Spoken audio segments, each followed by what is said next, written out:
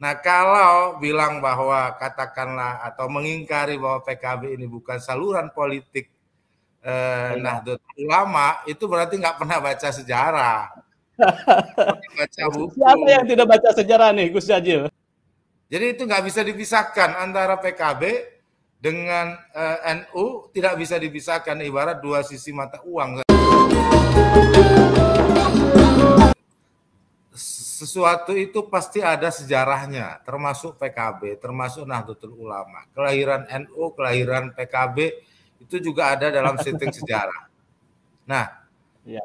ketika tahun 98 itu ada setting sejarah di mana era reformasi kemudian meruntuhkan Orde Baru, kepemimpinan militer dan yang otoriter ketika itu dijatuhkan.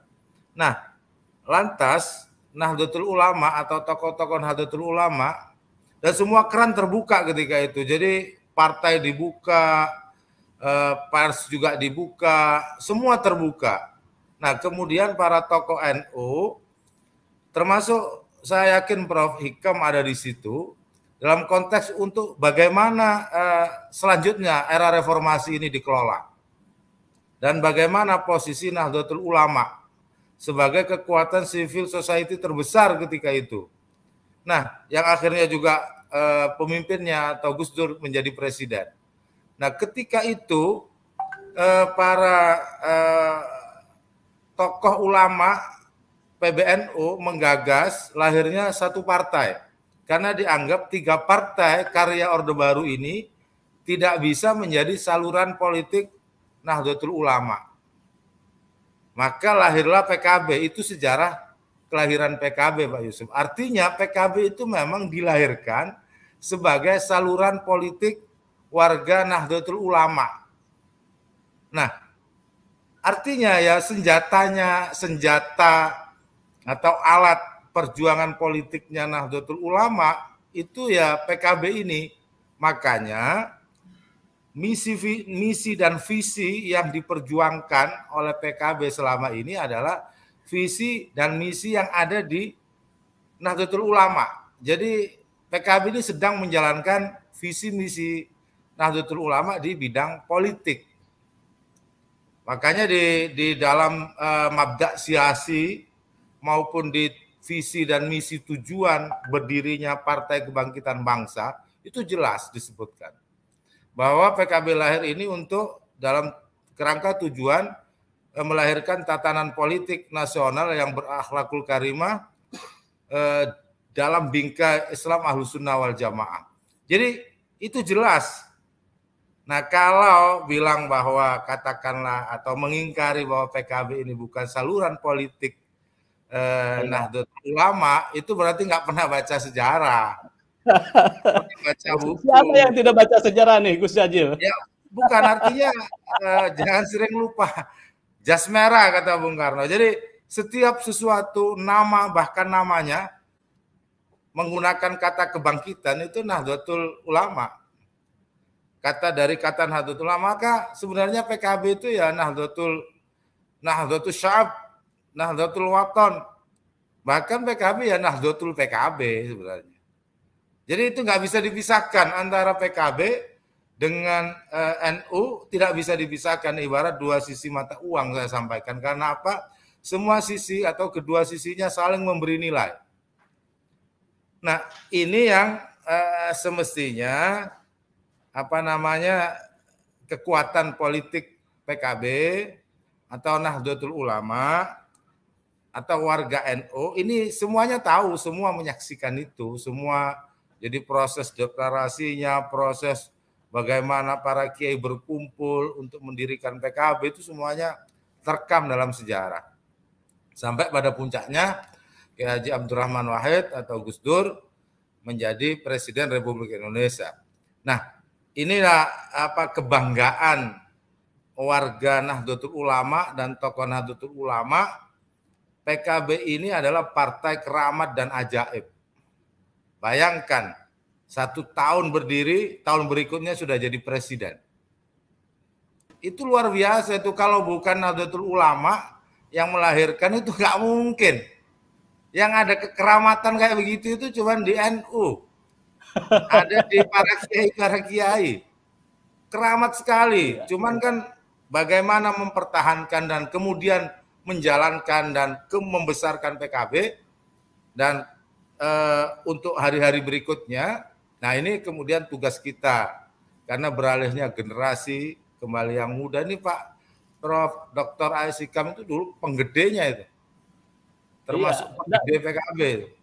Dapat karomah juga jadi Menristek ya. Ya itulah keramatnya PKB. Bayangkan Profesor Dr. A.S. Hikam kemudian menjadi menteri yang ketika Orde Baru atau ketika zamannya Pak Habibie itu kementerian yang prestis luar biasa itu. Nah, yang ingin saya sampaikan Pak Yusuf, ternyata PKB sebagai alat politik Nahdlatul Ulama itu ternyata efektif sampai hari ini. Coba kalau kita hitung berapa, termasuk saya ini yang dapat berkahnya ini. Coba kita hitung ketika NU melahirkan PKB, berapa anak-anak dari Nahdlatul Ulama, dari santri yang kemudian menempati posisi-posisi penting.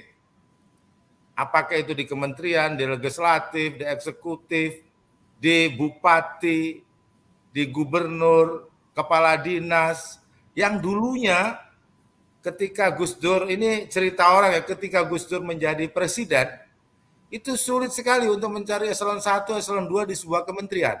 Saya yakin Prof. A.S. Hikam menjadi menteri ketika itu, sulit juga mencari warga NU di Kementerian Ristek. Nah, saking minimnya ketika itu SDM, orang-orang Nahdlatul Ulama di pemerintahan. Nah, ketika reformasi terbuka dan NU punya alat politik, alat perjuangan politik lewat PKB ini, kemudian dirasakan manfaatnya. Dan sampai hari ini juga berkah NU melahirkan PKB ini, ya akhirnya saya juga jadi wakil ketua MPR. Nggak mungkin kalau itu nggak ada itu, Pak. Ya. Hampir tidak mungkin. Saya bisa contohkan karena saya punya teman kader sama-sama di PMII, kader dari NU sekarang menjadi ketua PBNU seperti Pak Nusron Wahid. Begitu masuk di Golkar jadi apa di Golkar? Nggak jadi apa-apa. Karena berbeda miliunya gitu. Kurang pinter apa Pak Nusron Wahid? Beliau ketua umum PMII ketika itu. Tapi begitu masuk di Partai Golkar ya hanya jadi bagian kecil. Saya sebagai warga NU saya sebenarnya tersinggung ya. Gitu. Jadi ingin menarik Nusron Wahid ke PKB ini. Bukan, saya ingin mengatakan begini, betapa efektifnya PKB sebagai alat perjuangan untuk menempatkan kader-kader NU di pemerintahan. Pak Nusron Wahid mestinya udah jadi menteri tuh. Kalau di PKB kan begitu. Nah, efektif masa yang seperti itu gitu, kita masih mengingkari, kita meragukan, kita tidak semuanya bisa dinilai gitu Pak Yusuf. Jadi ada indikator-indikator dan sejarah yang memastikan bahwa PKB masih efektif menjadi alat perjuangan politik Nahdlatul Ulama. Iya. Pertanyaan saya sebetulnya belum terjawab, satu saja gitu kan. Ini bentuk penegasan atau sebuah perlawanan ini Pak Jazilul? Nah ini kita bicara fakta saja. Kita ini PKB mana mungkin melawan PBNU? Gak ada di situ. Jadi hubungan ibarat dua sisi mata uang gitu. Jadi saling memberikan nilai, bukan saling menafikan. Apalagi saling melawan. Enggak, sama sekali bukan. Jadi hanya menegaskan bahwa sejarahnya, manfaatnya, keramatnya NU melahirkan PKB itu terasa gitu, sampai hari ini.